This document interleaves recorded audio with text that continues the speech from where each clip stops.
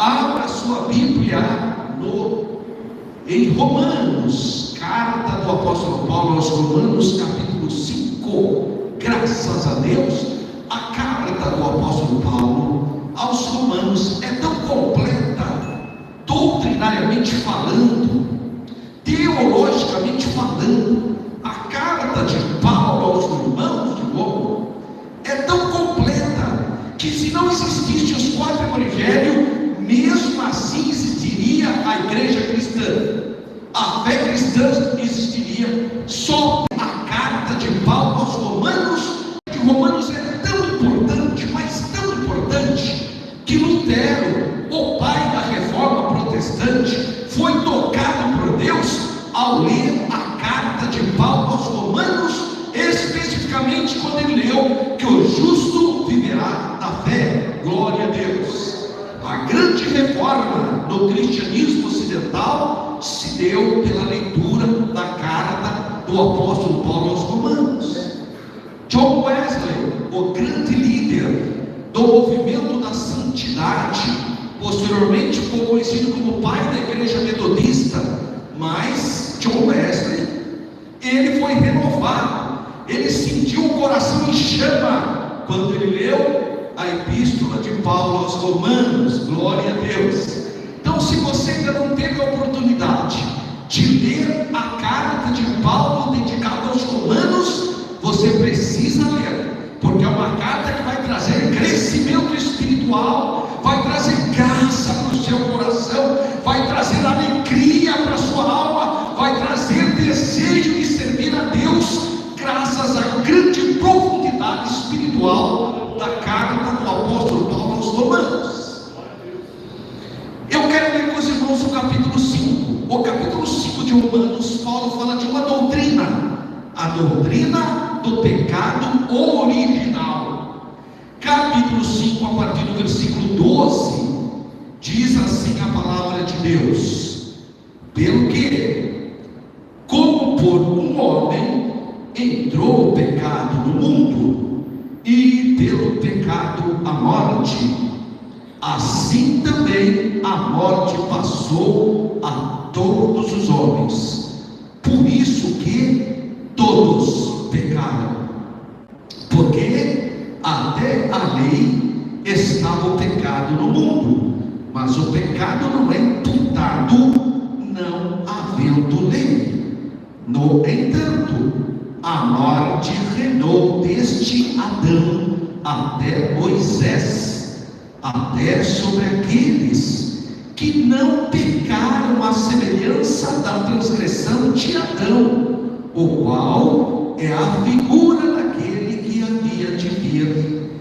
Mas não é assim o dom gratuito, como a ofensa, porque se pela ofensa de um morreram muitos, muito mais a graça de Deus e o dom pela graça, que é de um só homem, Jesus Cristo, abundou sobre muitos.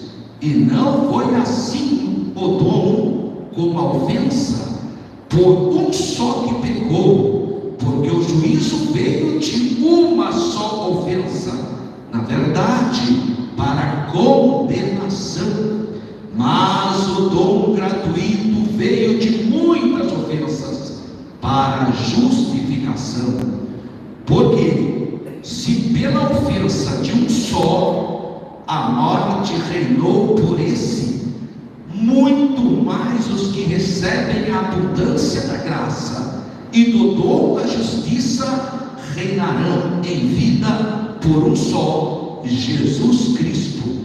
Pois, assim como por uma só ofensa veio o juízo sobre todos os homens para a condenação, assim também por um só ato de justiça veio a graça sobre todos os homens para a justificação de vida. Porque, como pela desobediência de um só homem muitos foram feitos pecadores, assim pela obediência de um muitos serão feitos justos. Veio, porém, a lei para que a ofensa abundasse. Veio, porém, a lei para que a ofensa abundasse.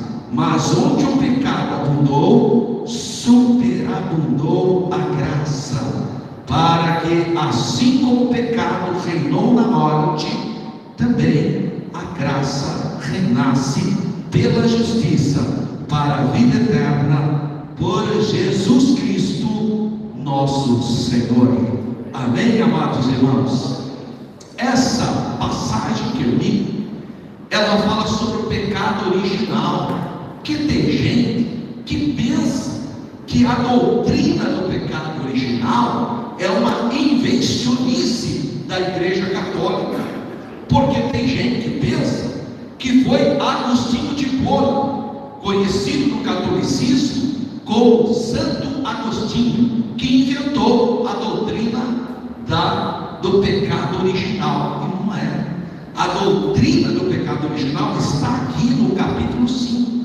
Que doutrina é essa? Que no pecado de Adão todos pecamos, que no pecado de Adão todos nós fomos maculados.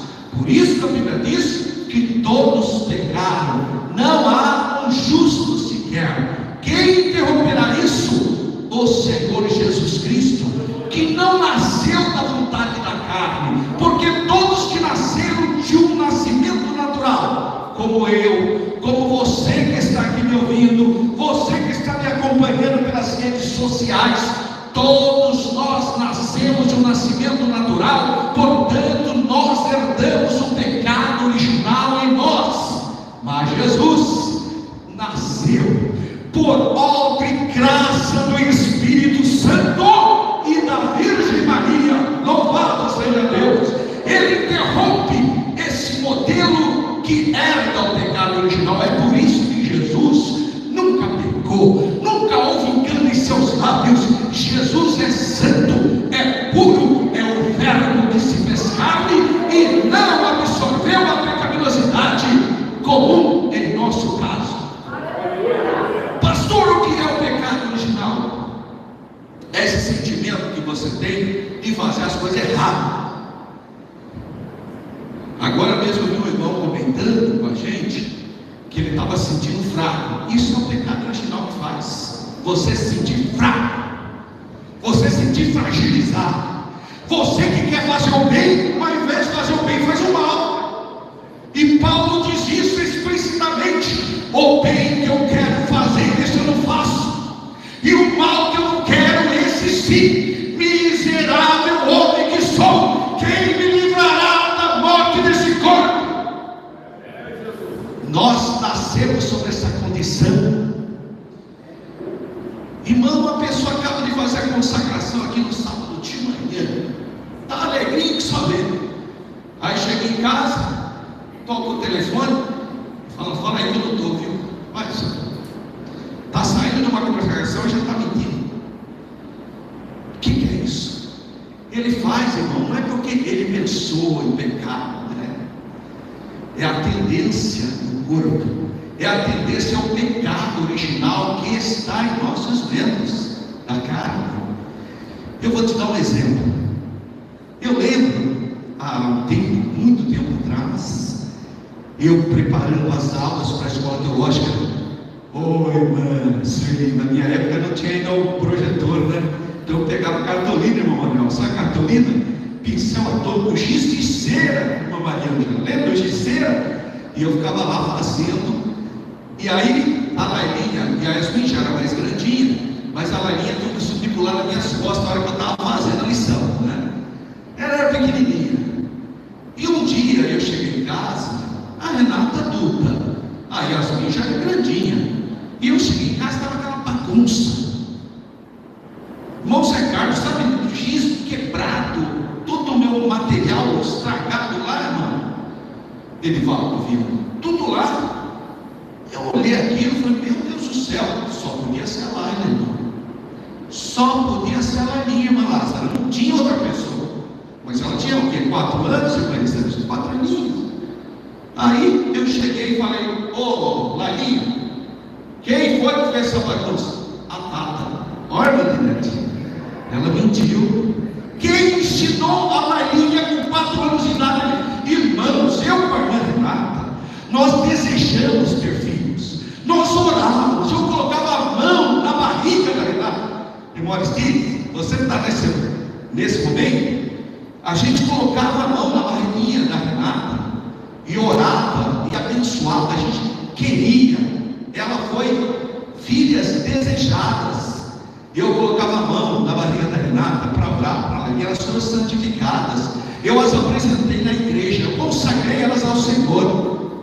Então quem ensinou a Larinha a mentir, irmã Débora? Ninguém. É o pecado original. É esse sentimento que a gente tem de mentir, de falar coisas que não deve. Isso está na nossa natureza humana. Para os irmãos entenderem, Adão e Eva é o casal original. Hoje o mundo está dizendo que Adão e Eva, o mito da criação. Olha, pastor João Moraes, o mundo fala que Adão e Eva é mito. Irmão Tadeu, o mundo diz que Adão e Eva é uma historinha, que são símbolos. Mas a Bíblia, o Senhor Jesus falou sobre o primeiro casal. Jesus falou que Adão e Eva eram personagens históricos. E Jesus disse: portanto deixará seu pai e sua mãe, unir-se a sua esposa, e serão ambos uma só carne. Lá em Mateus capítulo 19, quando ele está falando sobre o divórcio, ele cita as mesmas palavras do Antigo Testamento que foram faladas para Adão e Eva. Portanto, o Senhor Jesus acreditava que o primeiro casal era um casal histórico e não mitologia, como diz o mundo. O apóstolo Paulo cita o nome Adão literalmente no capítulo 5, quando ele fala que a morte reinou de Adão a Moisés. Em outras passagens, Paulo cita literalmente o nome Adão e o nome Eva. Portanto, são personagens históricos, reais, não são mitos, não são simbologias. Eles viveram. Deus criou um homem que pôs o nome Adamá, e Eva, a esposa. Isso é uma criação de Deus. Eu sou da área de história e os historiadores não acreditam na Bíblia, de um modo geral. A não ser se for crente, né? E eu estava em um local de ensino na cidade de Jundiaí, chamado Centro Educacional Elis Regina. É onde a gente dava aula de capacitação para professores da rede pública municipal. E eu palestrava nesse local, dava aula. E um dia eu estava falando sobre o Oriente Médio. Aí terminou a aula, os professores estavam indo embora. E a secretária de educação da época, que era uma professora muito distinta, uma senhora e muito religiosa, por sinal, e a hora que eu estava descendo a escada, ela olhou para mim e falou: então, professor, o senhor vê, né? O senhor acredita que tem gente que acredita ainda na historinha de Adão e Eva? Eu olhei para ela e falei assim: eu acredito. Ela ficou perplexa. Falei: gente, sou eu mesmo. Eu acredito, porque está registrado no livro sagrado. Essa é a nossa história. Deus criou o homem e a mulher e deu livre-arbítrio para eles. Eles escolheram algo errado, eles pecaram, e todas as pessoas que nasceram na forma de Adão e Eva têm um defeito chamado pecado original. Em outras palavras, agora é uma concessão. Sabe aquele bolo que a senhora faz para as nossas crianças? A senhora faz um bolo gostoso que as crianças gostam. Pois é, se a sua forma tiver torta, que o Gesiel não vigiou e derrubou a forma no chão, sabe o que vai acontecer? Todo o bolo que sair daquela forma estará torto. Sabe o que é a nossa forma? Adão e Eva. Como eles foram tortos pelo pecado original, todo ser humano que nasce dessa forma tem o pecado em si. Mas alguém vai questionar, como o povo judeu questiona, como os muçulmanos questionam, como os adeptos da religião mormon questionam. Eles questionam dizendo: eu não tenho nada a ver com o pecado de Adão, eu nem estava lá. É isso que eles dizem, argumentar contra a doutrina bíblica do pecado original. Mas para eles, Paulo dá a resposta: no versículo de número 14. Eu quero que você grife aí na sua Bíblia. Romanos capítulo 5, versículo 14. No entanto, a morte reinou desde Adão até Moisés, até sobre aqueles que não pecaram, a semelhança da transgressão de Adão. Então mesmo nós que não estávamos lá, que não cometemos aquele pecado, mas todos têm a mácula do pecado original. A mácula do pecado está em nós, porque os nossos primeiros pais desobedeceram e pecaram contra o Senhor. E Deus deu livre-arbítrio para o primeiro homem, Adão, e para Eva, sua esposa. Irmão, se Deus quisesse, Ele mandava fazer uma cerca de arame farpado em volta daquela árvore. Se Deus quisesse, Ele mandava fazer um muro em torno daquela árvore. Não vou deixar, eu vou cercar. Não, Ele deixou ela lá dando moleza, porque Deus quer provar a sua fidelidade, quer saber até que ponto você vai. Deus te dá liberdade para fazer escolhas.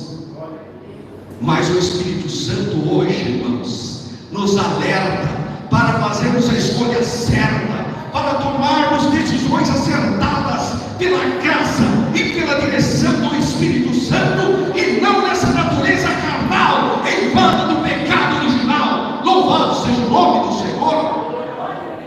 Deus, o Espírito Santo, emite sinais. Por isso que eu digo, irmão, essa história da sua vida, você vê, eu caí no pecado. Você não caiu não, você pulou no buraco, porque o Espírito Santo te mostra que você está agindo de maneira errada. Você sabe que você está errado, porque o Espírito Santo está te revelando. Então vigia, clama o sangue de Jesus, peça a misericórdia de Deus, receba o perdão pelos méritos de Jesus ao Calvário, e não ceda, porque ceder é pecar. Então não tem essa história, irmão. Teve um irmão uma vez, eu era líder dos jovens lá em Jundiaí, e um jovem veio falar comigo: meu irmão Alberto, eu quero confessar que eu caí em pecado. Aí, irmão, o que aconteceu? Ah, irmão, eu fui para Santos, aí eu fui comprar um pastéis. Falei, bom, se é um é pastel, né? 2 pastéis, um pastel, singular, plural. Acho que foi comprar um pastéis. E aí caiu em pecado com a dona que estava vendendo pastel. Eu falei, irmão, você vai entrar no livro de recorde. Primeira pessoa que foi comprar um pastel e caiu em pecado. Isso não existe, irmão, não inventa coisa. Irmãozinho, você passou muitas vezes em volta daquela banca. Deus te mostrou que você precisava vigiar, porque Deus nos dá alerta. Deus faz o sinal vermelho acender, porque Deus te ama e está te protegendo. Mas é você que não vigiou, é você que optou, você escolheu pular no buraco. Você não caiu, você pulou no buraco. Mas a boa notícia é que o sangue de Jesus, o sangue do Cordeiro, o sangue imaculado de Jesus, nos purifica de todo pecado. Louvado seja o nome do Senhor. Para o grande pecador há um grande Salvador. Aonde abundou o pecado, superabundou a graça, o amor de Deus. Louvado seja o nome de Jesus. Romanos capítulo 5 fala do pecado original. Fala que o pecado entrou por um casal, e que Adão, que é o representante de toda a humanidade, escolheu errado, cedeu ao pecado. Mas que Deus, no seu grande amor e na sua presciência, enviou seu Filho, o verdadeiro Adão. Jesus é o novo Adão, irmão. Porque se por um homem entrou o pecado, por um homem também viria a inoculação, a cura.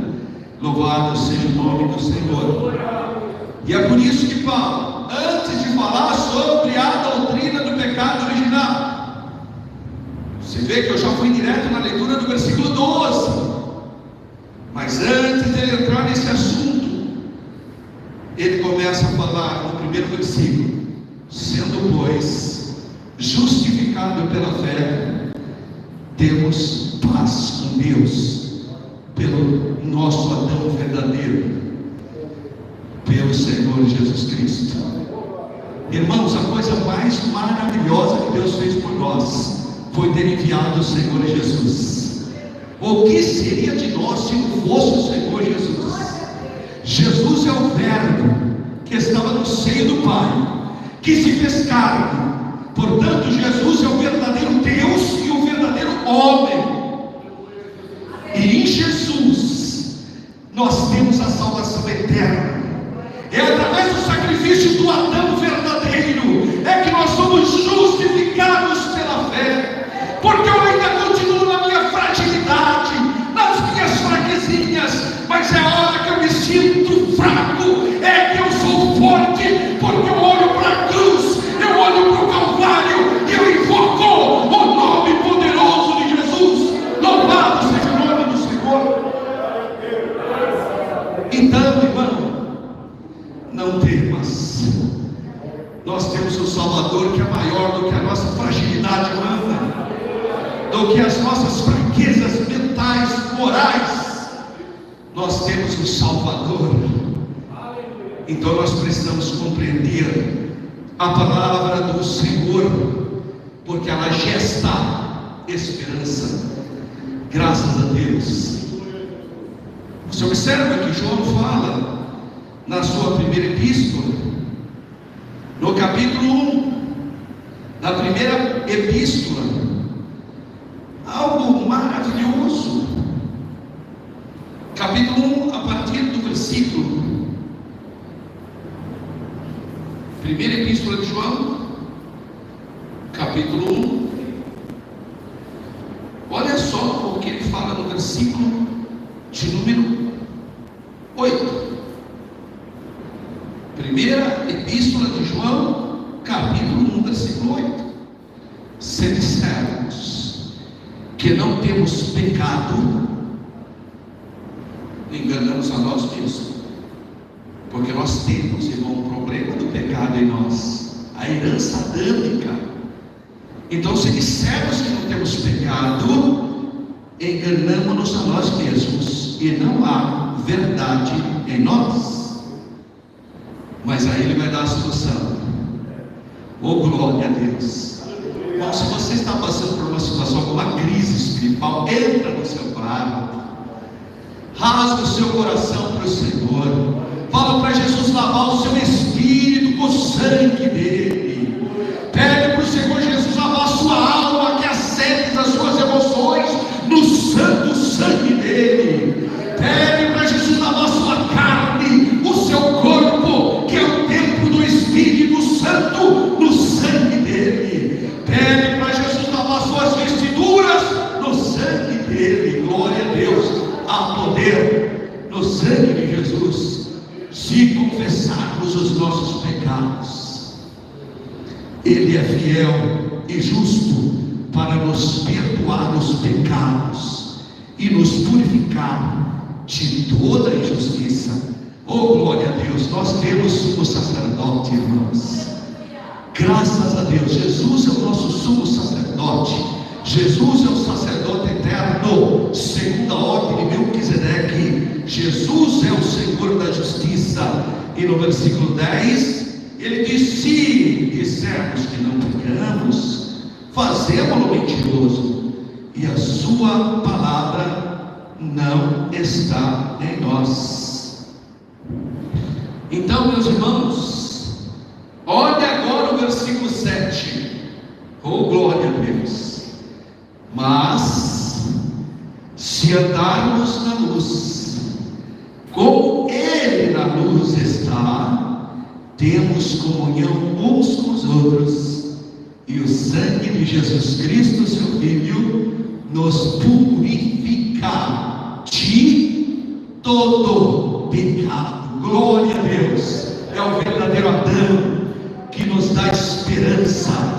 Glória a Deus, que nos dá o caminho da vitória. Todas as vezes que eu vejo a João. No capítulo 1, versículo 7, eu lembro da história de Martinho Lutero, o reformador.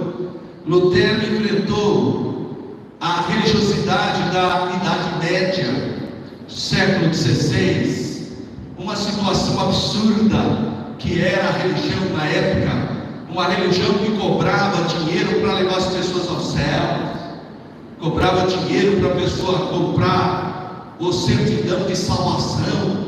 Era assim que era a Idade Média. E Martinho Lutero, lendo a carta do apóstolo Paulo aos Romanos, viu que a salvação era pela fé, não era através do dinheiro, comprando salvação ou indulgências. E ele então foi sequestrado pelo rei Francisco da Saxônia. Na verdade, o rei Francisco sequestrou para protegê-lo, senão a religião da época, que era a Igreja Católica da época, ia matá-lo, como matou outros reformadores. Então o rei Francisco da Saxônia protegeu Lutero no seu palácio escondido. E nesse palácio, Lutero traduziu pela primeira vez a Bíblia em uma língua moderna, que seria o alemão hoje. A língua alemã se deve à tradução da Bíblia feita por Martinho Lutero.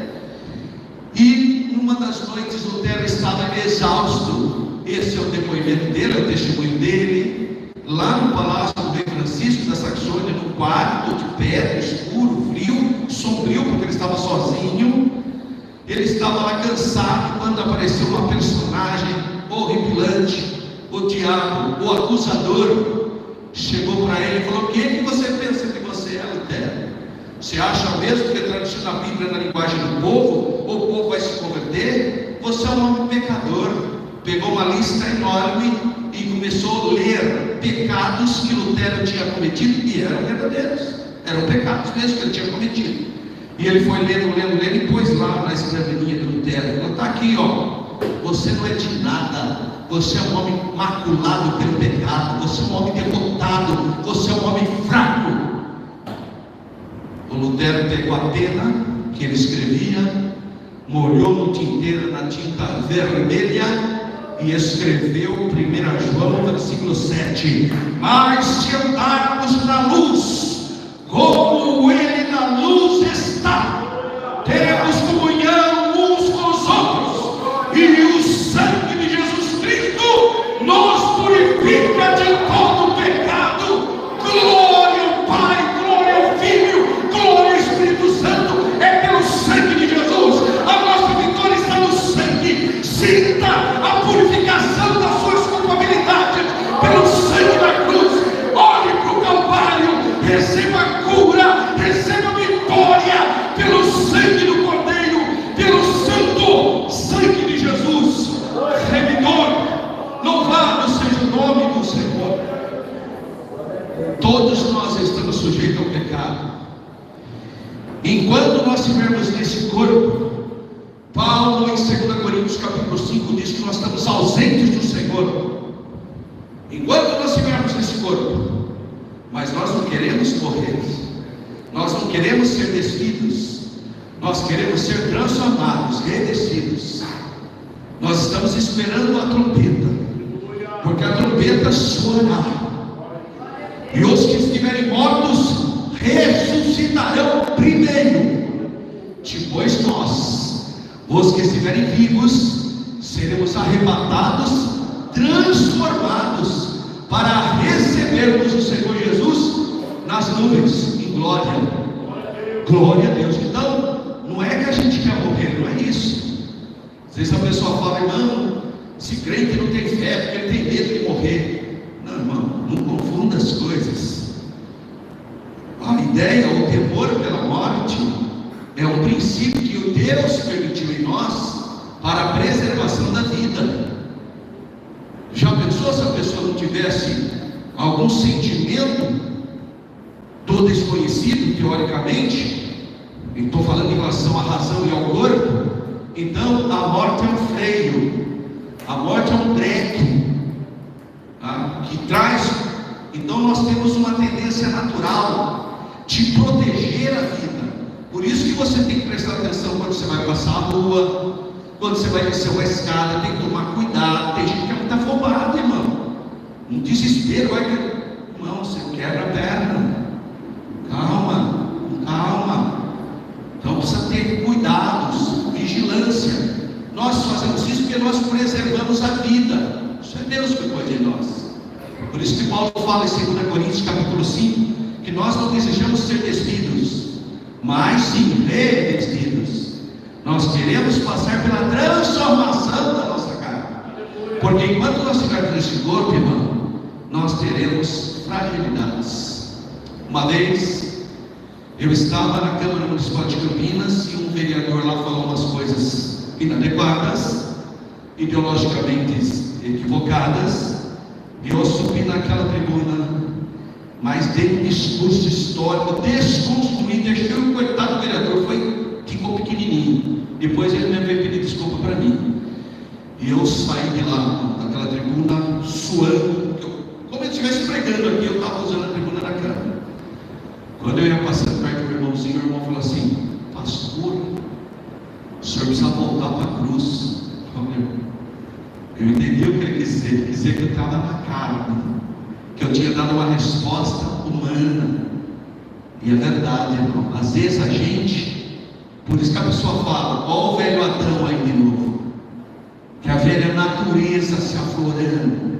Só tem uma maneira de nós escravizarmos a carne, porque a nossa alma está no campo de batalha, é carne e espírito. Quer servir a Deus, mas a carne puxa. Por isso você fica fraco.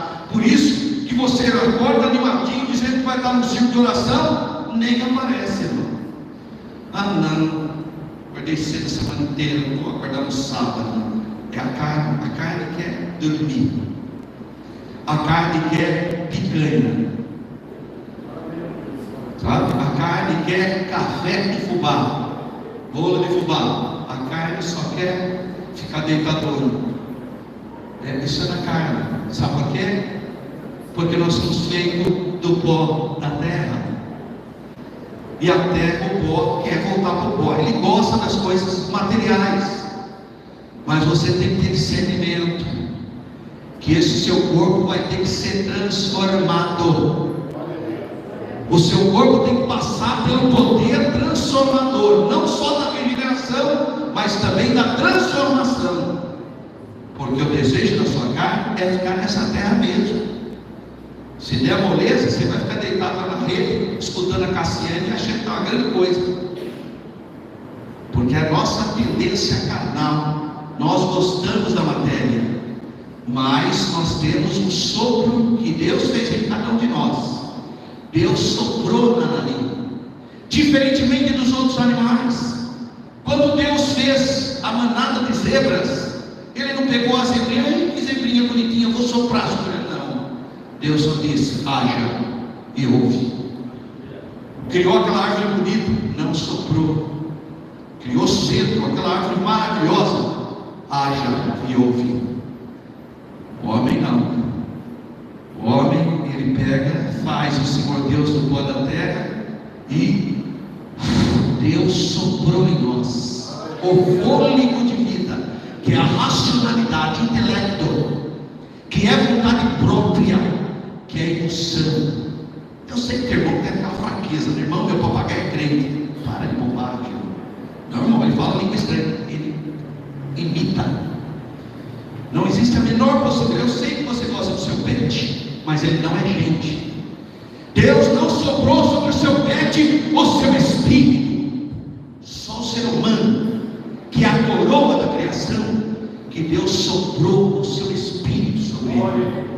E o seu espírito tem sede de Deus. A minha alma tem sede de Deus. Nós queremos voltar para o nosso Pai. Nós queremos voltar para o nosso lar. Quem foi que soprou? Foi Deus. E eu quero voltar para Deus. Mas a carne puxa para outro lado. Mas a palavra de Deus diz que se andarmos na luz, como Ele na luz está, nós temos comunhão com os outros. E o sangue de Jesus Cristo, seu Filho, nos purifica de todo pecado. Nós vamos vencer, porque nós temos o nome de Jesus. Nós vencemos na cruz, nós vamos vencer, porque nós somos do céu, nós vamos vencer, porque o nosso corpo será transformado para ser igual de nosso Senhor e Salvador Jesus Cristo. Eu sei que nós temos essa tendência pecaminosa, porque a Bíblia ensina isso, é o pecado original. Mas a boa notícia para todos nós é que Jesus disse: vocês não ficarão órfãos. Eu vou voltar para o Pai, mas eu vou enviar um outro Consolador da mesma espécie. Ele estará conosco. O Espírito Santo está conosco. Não temas. É momentâneo. Esse seu vale, essa sua fragilidade, essa sua lágrima, esse seu desânimo vai passar. O Espírito Santo está intercedendo por você com gemidos inexprimíveis. Ele está chamando pelo Pai. Deus te ama. Você vai